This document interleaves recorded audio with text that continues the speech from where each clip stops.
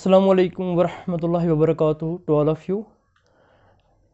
In the previous lecture 4 we have learned about the classification of bacteria. हमने classification of जो cellular organisms है हमने उधर फिर बोला कि जो cellular organisms है they are classified or grouped into three groups, that is bacteria, archaea and eukarya, including all eukaryotes. So this in the cellular organisms one of the group was the bacteria. Today we are going to learn about bacteria. So bacteria जो हमने कल previous lecture में जब हमने उसकी classification देखी थी पहले on the basis of shape, हमने बोला था कि बस ये जो बैक्टीरिया है या तो ये इनकी शेप बैसिलस होगी रॉड शेप्ड, ओके, या तो इनकी शेप कोकाई स्फेरिकल, ठीक, बैसिलस या रॉडस बोलो, रॉडस और कोकाई या स्फेरिकल। और हमने और एक बोला था, हमने और एक शेप बोली थी स्पाइरोकीटस, ठीक, स्पाइरोकीटस। स्पाइरोकीटस हमने बोला था इनकी शेप स्पाइरल है। तो on the basis of shape हमने इनको 3 ग्रुप्स में डिवाइड किया था और on the basis of staining जैसे ग्राम स्टेनिंग के बेसिस पे ग्राम पॉजिटिव या तो ग्राम नेगेटिव। सो बैक्टीरिया जो है आज हम इस लेक्चर में बैक्टीरिया के बारे में बात करेंगे, ठीक, खाली बैक्टीरिया के बारे में हम बात करेंगे, ठीक है। ये topic classification of micro organisms जो है या क्लासिफिकेशन ऑफ सेलुलर ऑर्गेनिजम्स के जो हमारा मेन टॉपिक था, क्लासिफिकेशन ऑफ सेलुलर ऑर्गेनिजम्स।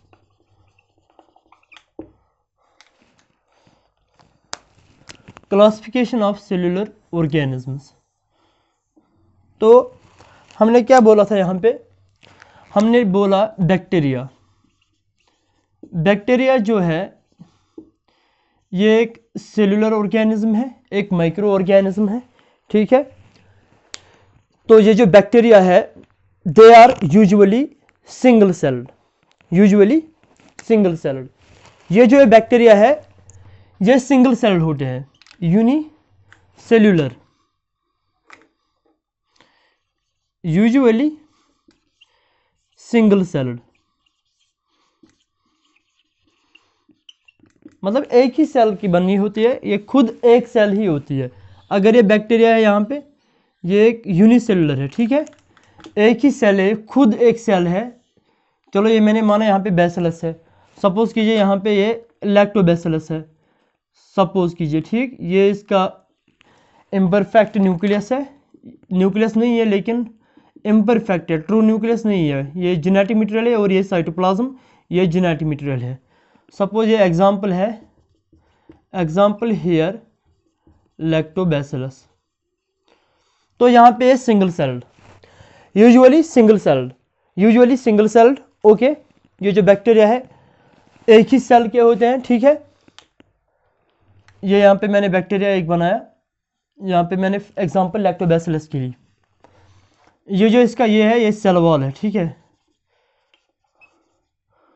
तो most have cell walls, most of the bacteria, most of the bacteria, most of the bacteria, most of the bacteria, most of the bacteria have cell walls. तो जो भी bacteria है इनको cell wall है, ठीक है। Cell wall जो plasma membrane है या लिपिड बाइलेयर मेम्ब्रेन है उसके बाहर ये होता है, यहाँ पे ये जो है ये सेल वॉल है बैक्टीरिया का, ठीक है। सेल वॉल के बाहर फिर कैप्सूल भी होता है कई बैक्टीरिया में, कई माइक्रो ऑर्गेनिज्म में। तो ये जो सेल वॉल है most of the bacteria have cell walls. Cell wall जो है, सेल वॉल contains कंटेन्स, इसमें एक सेल वॉल जो है, ये जो ये सेल वॉल है, अगर हम यहाँ पे इसको जूम आउट करेंगे, जूम इन करेंगे यहाँ पे, ठीक है, यहाँ पे, तो यहाँ पे जो ये सेल वॉल है, ये जो ये सेल वॉल है,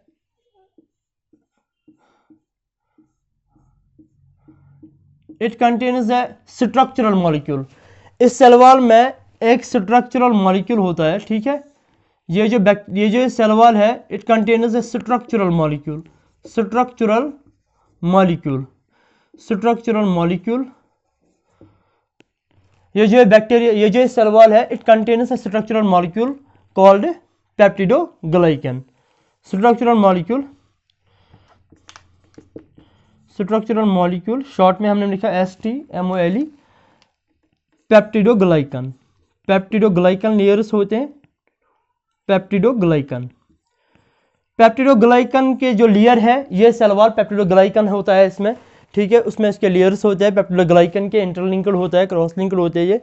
तो ये सेल वॉल कंटेन करता है पेप्टिडोग्लाइकन, जो कि एक स्ट्रक्चरल मॉलिक्यूल है, ठीक।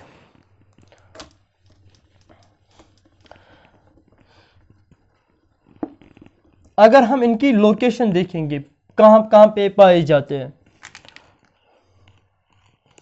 बैक्टीरिया, हाँ, abundant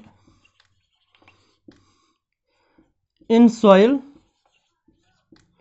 abundant in soil, water and air। ये abundant होते हैं, अक्सर बहुत तादाद में देखे जाते हैं, सॉइल में भी है, abundant कसरत से, मतलब बहुत ज़्यादा होते हैं, सॉइल में भी बहुत ज़्यादा पाए जाते हैं, पानी में भी है, एयर में भी है, इनफैक्ट मतलब हर कहीं जगह पे बैक्टीरिया को पाया जाता है। एयर में है, वाटर में है, या सॉइल होगी, उधर बैक्टीरिया कसरत से पाए जाते हैं, ठीक है। Abundant in soil, water and air, including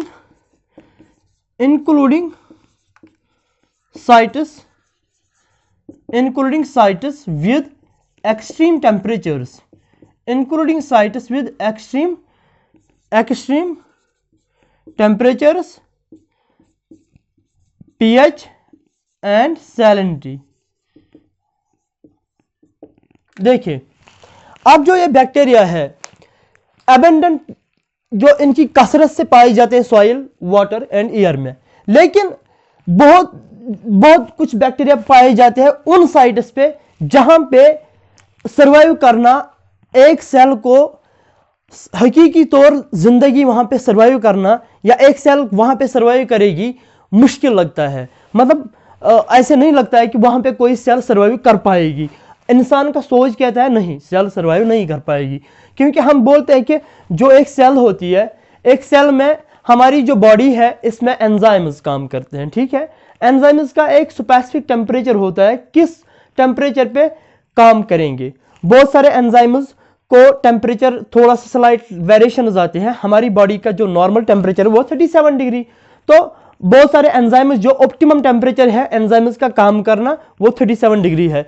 लेकिन जो कि मतलब अगर टेम्परेचर ज्यादा हो जाएगा, को टेम्परेचर ज्यादा होने की वजह से बहुत सारे बायोमॉलिक्यूल्स का काम उनका डिस्टर्ब हो जाएगा, डिस्टर्बेंस उनकी वर्किंग में हो जाएगी, क्योंकि एंजाइम्स का एक स्पेसिफिक टेम्परेचर, ऑप्टिमम टेम्परेचर होता है। अगर उस टेम्परेचर से ज्यादा टेम्परेचर हो जाएगा तो हमारी सेल सर्वाइव नहीं कर पाएगी, हमारी सेल्स या कोई भी सेल हो वो सर्वाइव नहीं कर पाएगी। लेकिन मतलब जब हम बैक्टीरिया सेल देखते हैं तो हम क्या देखते हैं कि जो एक्सट्रीम टेम्परेचर्स होते हैं, या एक्सट्रीम पीएच में, या एक्सट्रीम सैलिनिटी, साल्ट जहां पे होगा, बहुत साल्ट होगा, साल्ट वाटर होगा, या पीएच होगा, या टेम्परेचर्स होगा, जैसे हमने प्रीवियस लेक्चर में देखा कि जियोथर्मल वेंट्स।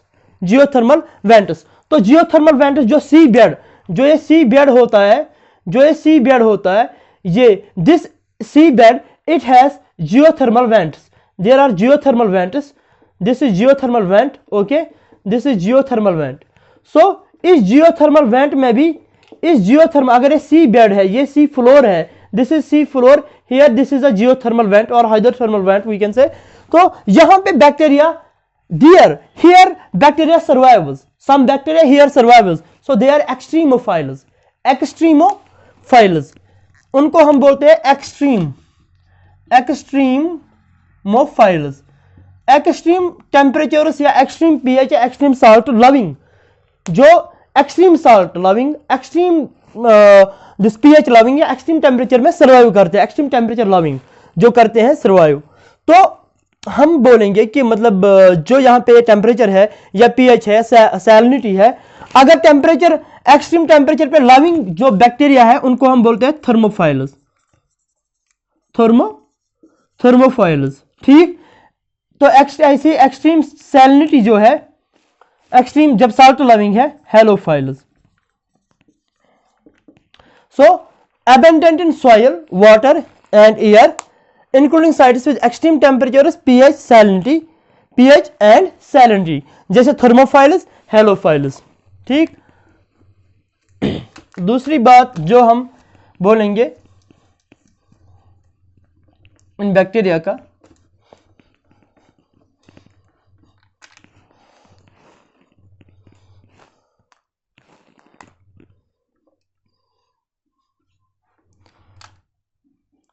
कहते हैं कि जो बैक्टीरिया है, there are so many bacteria in and on our body, so many bacteria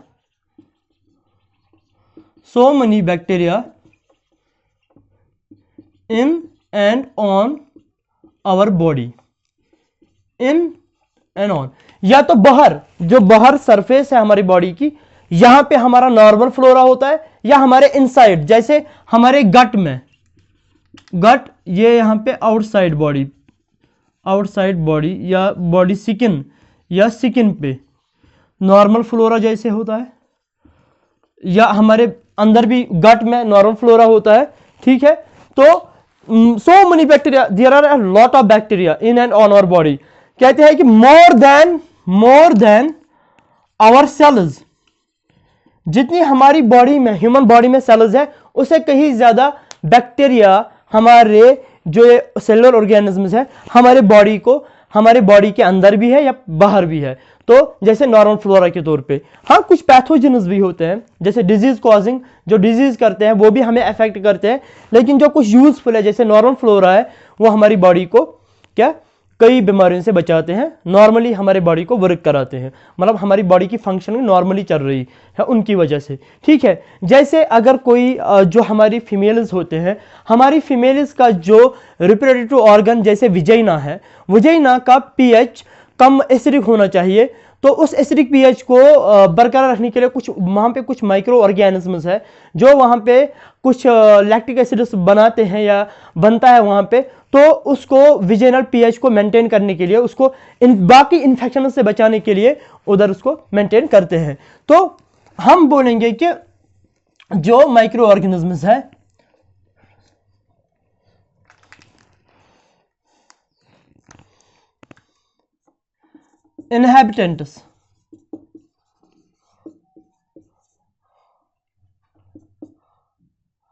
inhabitants of our bodies forming microbiome, जब ये माइक्रो ऑर्गेनिज्म, ये जो है बैक्टीरिया है, ये मेजर इनहेबिटेंट्स हैं, major inhabitants of our bodies forming microbiome. Inhabitant हमारे body पे इनहेबिट करते हैं, रहते हैं, तो मेजर इनहेबिटेंट्स है हमारी बॉडी के, चाहे बॉडी के अंदर हो या बॉडी स्किन सरफेस पे एज नॉर्मल फ्लोरा, या बॉडी के इनसाइड हो, जैसे ह्यूमन गट है, हमारा इंटेस्टाइन जो हमारा एलिमेंट्री कैनाल है, वहां पे है ये एज फॉर्मिंग माइक्रोबायोम। जैसे फॉर एग्जांपल यहां पे हम लिखेंगे E coli and lactobacillus, E coli and lactobacillus. That is why कि ये इंपॉर्टेंट है कि जब भी कोई एंटीबायोटिक, हम एंटीबायोटिक अक्सर कभी कभार इन्फेक्शन के दौरान खाते रहते हैं, तो उस टाइम जरूरी लाजमन है कि कर्ड, जो हाँ आप खाना खाएंगे उसमें कर्ड पिया करो, हाँ कर्ड, दही लिया करो, क्योंकि दही में लैक्टोबैसिलस होते हैं, तो ये हमारे माइक्रोबायोम जो है उसको मेंटेन करते हैं, ठीक है। तो इन्फेक्शन जब भी हो, जब भी एंटीबायोटिक लेना होता है, तब हमेशा कर्ड भी पिया करो, दिन में खाना खाओ कर्ड पिया करो, क्योंकि उसमें लैक्टोबैसिलस होता है। तो ऐसे ही जैसे लैक्टोबैसिलस है, इकोलाई है, ये माइक्रोबायोम है हमारे ह्यूमन गट में। इनफैक्ट हम इतना ही क्यों बोलेंगे, soon after human is born, okay human these bacteria, these microorganisms begin to colonize humans shortly after birth. जहां पे हम लिखेंगे begin to colonize humans, begin to colonize humans shortly after birth, they begin to colonize humans shortly after birth. जैसे एक बच्चा, नवजात बच्चा जन्म लेता है, जैसे वो बाहर आता है, तो जैसे ही वो बाहर आता है विजाइना से, रिप्रोडक्टिव ऑर्गन से फीमेल के, वहां पे ही उसको कुछ नॉर्मल फ्लोरा के तौर पे बैक्टीरिया को उसके बॉडी को इनहेबिट करते हैं। तो बिगन टू कोलोनाइज, ये ह्यूमन्स को शॉर्टली आफ्टर बर्थ कोलोनाइज करते हैं। As micro organisms, as cellular organisms, this bacteria as they establish themselves, they help in immunity,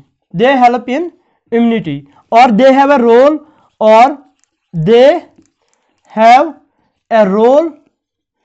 in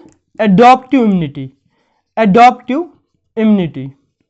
हमने बोला कि जो ये है microorganism, they begin to colonise humans shortly after birth, ठीक, as they establish themselves, they help in immunity, और they have a role in adaptive immunity. हमने जब जो है मतलब ये जो माइक्रोबायोम का हमने बोला कि हमारे ह्यूमन गट में, ठीक, micro organisms here bacteria, okay, are inhabitants of our large intestine.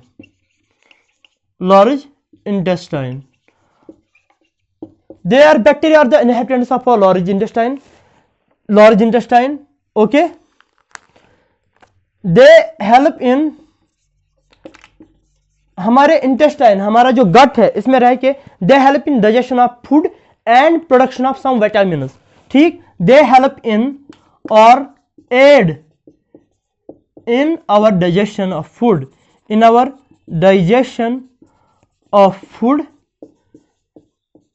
And production of सम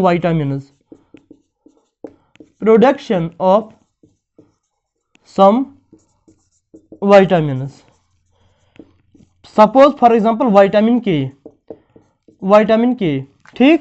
जो ये बैक्टीरिया है, ये माइक्रो ऑर्गेनिज्म और bacteria, they are inhabitants of our large intestine. जो हमारा गट है, जो हमारा एलिमेंट्री कैनाल है, ठीक, ये जो इसमें लार्ज इंटेस्टाइन आते हैं, तो वहां पे ये बैक्टीरिया पाए जाते हैं हमारे लार्ज इंटेस्टाइन में, जैसे लैक्टोबैसिलस है, जैसे इकोलाई है, ठीक, इकोलाई है या लैक्टोबैसिलस है, और भी बहुत किस्म, और भी बहुत कुछ है, लेकिन हम मेन जो मैंने यहाँ पे बोला इकोलाई एंड लैक्टोबैसिलस, तो दे हेल्प इन और aid in our digestion of food, food के डाइजेशन में मदद देते हैं, और कुछ विटामिन बनाने में मदद देते हैं, कुछ विटामिन तैयार करके देते हैं, जैसे विटामिन के।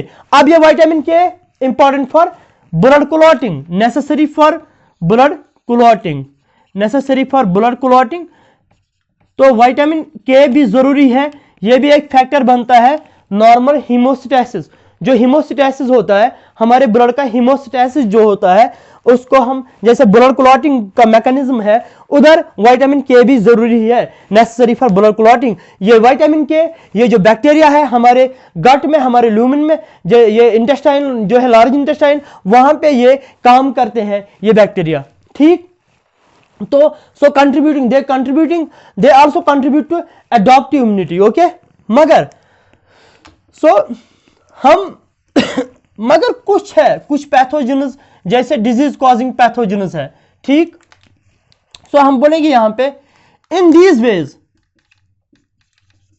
दीज वेज और अदर वेज, ठीक, इन दीज वेज और अदर वेज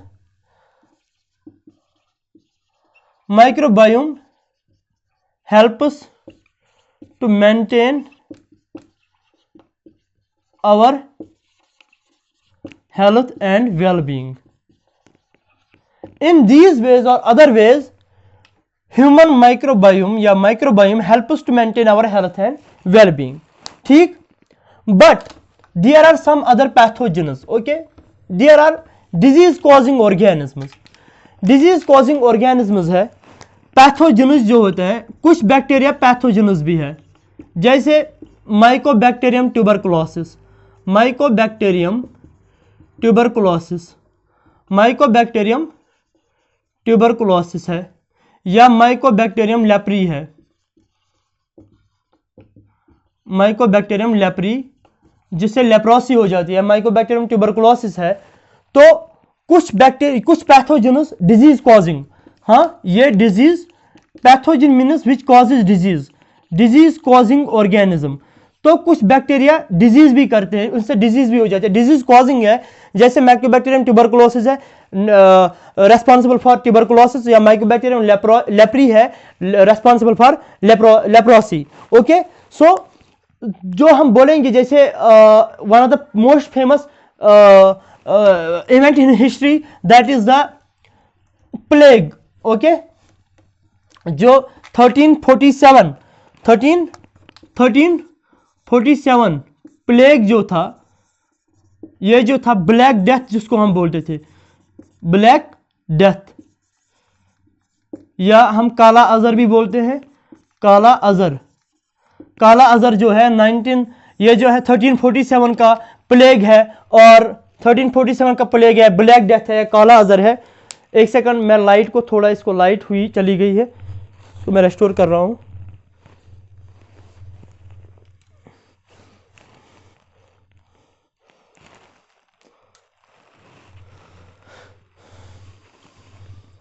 जो ये कुछ बैक्टीरिया जो है ये एज पैथोजेनस भी है, disease causing. पैथोजेनस means pathogen is which causes disease. जैसे 1347 प्लेग ये मोस्ट फेमस था, या ब्लैक डेथ या काला अजर था, इसने killed 1/3 of European population. European population का 1/3 ऑफ यूरोपियन पॉपुलेशन जो है, इसका 1/3 उसने खत्म किया। किसने? इस ब्लैक डेथ जो काला अजर है। ये किससे हो जाती है? ये एक बैक्टीरिया था जिसका नाम था, ये एक पैथोजन था, यर्सीनिया पेस्टिस। ये स्प्रेडेड बाय ब्लैक रैट्स जो है, ये जो यर्सीनिया पेस्टिस है ये स्प्रेड होता ब्लैक रैट्स से। लेकिन ब्लैक रैट्स पे क्या था? Rat flea. ये जो रैट फ्ली है, रैट फ्ली पे ये क्या था? रैट फ्ली जो है, rat flea bears this Yersinia pestis, and rat flea was itself living on what? Black rats पे रैट फ्ली रहती थी। ठीक है, उस रैट फ्ली खुद उसको इन्फेक्ट कर रहा था। कौन? Yersinia pestis. ये जो रेस्पॉन्सिबल है, ये माइक्रो ऑर्गेनिज्म है किसके लिए? ब्लैक डेथ के लिए। ब्लैक डेथ जो काला अजर है, जैसे प्लेग है। ठीक, तो इंशाल्लाह ये आज के बारे में, बैक्टीरिया के बारे में था। इंशाल्लाह नेक्स्ट कमिंग वीडियोस में हम बात करेंगे आर्किया के बारे में। आर्किया में क्या क्या हम पढ़ेंगे उसके बारे में। तो ये जो हमने यहाँ पे देखा कि जो ये ब्लैक डेथ है, या ये जो स्प्रेड बाय ब्लैक रैट्स है, ब्लैक रैट्स के ऊपर रैट फ्ली थी। रैट फ्ली कंटेन करती थी Yersinia pestis that was responsible for killing 1/3 of European population, as the disease was named as 1347 plague और ब्लैक डेथ, और जिसको हम बोलेंगे काला अजर। तो इंशाल्लाह नेक्स्ट वीडियो हम मिलेंगे। आप सबसे गुजारिश है, प्लीज़ आप इस चैनल को लाइक और सब्सक्राइब शेयर भी करिए। अगर आप इसको लाइक करते हो इस मेरी चैनल को, तो प्लीज़ एंड प्लीज़ इसको सब्सक्राइब करो और शेयर करो। अस्सलाम वालेकुम वरहमतुल्लाह।